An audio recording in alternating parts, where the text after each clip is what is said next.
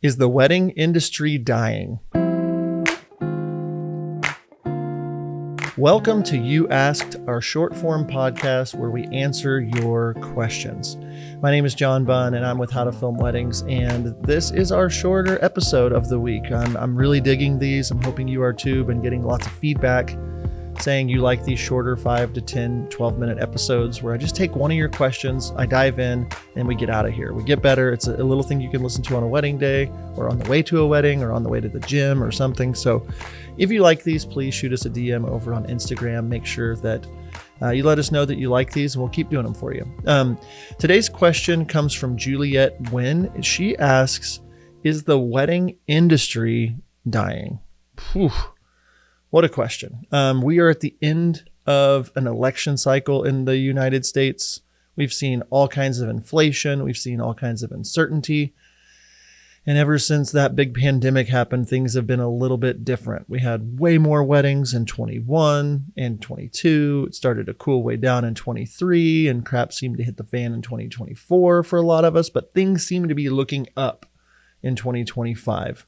The election is over. I'm sorry if your candidate didn't win, or I'm happy for you if your candidate did win. That doesn't matter as much to me as the election is just over, and that allows people to be more certain, which allows the market, the stock market, the markets get more consistent, and people's wealth starts to go up. Their investments start to go up. It starts to be easier to get money from banks and build businesses. And I know you didn't ask for an economics lesson, but from my perspective, the wedding industry will never die, but it is changing.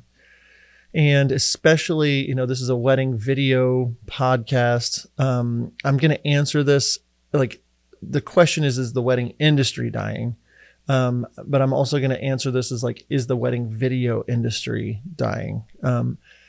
As a whole, the wedding industry, I think, is not dying at all. I don't think it ever will die. I think people will always want to get married and always want to infuse art and fashion and romance and family and nostalgia and music and food and dancing and all this celebration for two people coming together in holy matrimony, as they would say. So no, I don't think the wedding industry is dying, but I think things have fundamentally shifted.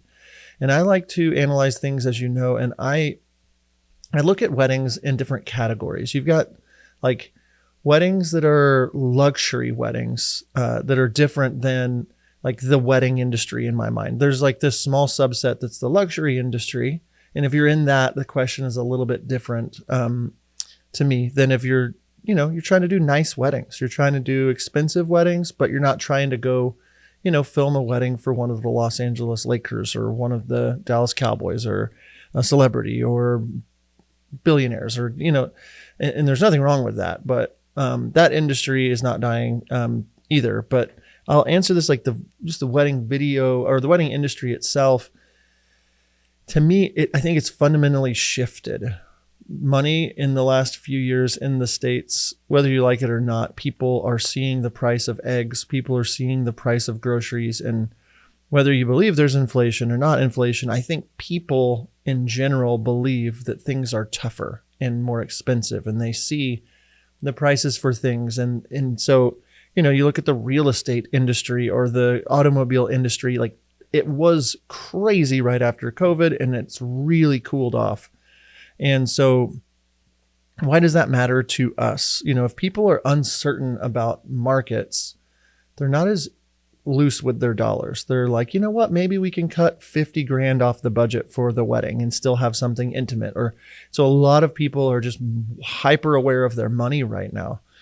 And that is a problem for wedding filmmakers. And maybe you will hate me for saying this, or maybe you won't, but the majority of the wedding industry or people getting married do not look at video as a necessity. They do not look at it as something they have to have, which I kind of agree to a certain extent, unless they're educated on the importance of it. But most people, when they look at weddings, they think I have to have a photographer. I do not have to have a videographer. I can have people film things on their phones. And then you add in the content creator who walks around and films everything for you. That's been a great addition for people that are tight on money. And so the wedding video industry has really been hurting, whether you like it or not. We've done the surveys. We've seen your answers. We know that most people are down 20 to 40% in their money, their bookings that are in kind of the meat of the wedding video industry. The people that are not just getting going, but they're not trying to get to luxury. They're not trying to get to these crazy, ridiculous weddings. They just want nice, good quality weddings for people in the middle class and the upper middle class, and then, the lower upper class kind of people. In that market, the middle class has been spending way less based on our surveys of about 1,000 of you, and talking with other people. And so is the wedding industry dying? No. Is it much harder to be in the middle and make it work? Yes. But there's always opportunity in things like this because a lot of people are quitting. A lot of people are no longer doing weddings. They're either retiring, they're too old for this, or they tried to get going and they haven't gotten any traction. So those that stay and remain usually will thrive. You may have to pick up an extra job or whatever, but I'm looking at 2024 and part of 2025 in my business is more of like a big hurricane that just came through. And now I'm trying to pick up the pieces and kind of rebuild. And some people, had, security or safety nets, or some people didn't. But for me, I'm looking at 2025 and I'm seeing that, okay, it's a much more certain environment, whether or not in the States you like, Donald Trump, or if you wanted Kamala Harris to win. It doesn't, that matters a lot to everybody. And I'm not saying that that's not important, but the economy and what's going on with it will be more stable because there's not an uncertain who's going to win, Trump or Harris, who's going to win, like what's going on, all this divisiveness, all these different people focusing on dollars, and like things will even out a little bit more, and people will start spending more money. But I don't think it's where we're at, or where were we? That's hard to say. I don't think it's where we were at in 2022, or I don't know if it's going to get back to that. You've got a lot more competition with content creators. Still going to take a little while for things to settle down and settle out and start to build.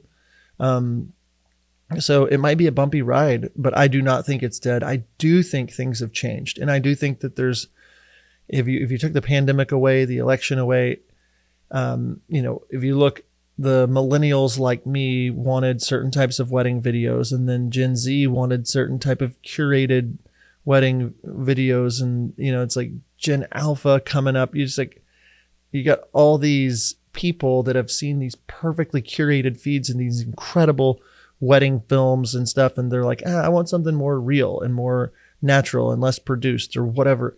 So you have to be aware of what's changing and the economics of what's going on. And so is the wedding industry dying? Oh, no, I don't think so. I think that it's going to be thriving. I think 2025 for some of you might be just kind of a bumpy bridge back to some stability. I think some of us are hedging already and have booked a lot of stuff for 2025. But yeah, I don't think it's dying. So Juliet, thank you so much for that question. Thanks for submitting it. Before we head out today, I wanted to share our good friends over at brideandgroom.video. They've been editing some of my wedding films, and I just have to say, wow. They took one of my first wedding films I sent them. I barely had any changes. They outsource wedding films and they edit them for you. They send them back. They get them about 90 to 95% of the way there without me making any changes. And then I make changes. We get it across the finish line, and it saves me a ton of time. If you're in need of outsourcing, we have a link, howtofilmweddings.com/outsourcing on our site. We have vetted vendors, including brideandgroom.video, to look at and get yourself on their list before you get backlogged. So be sure to check that out. Thank you so much for tuning in. And until next time, we'll see you.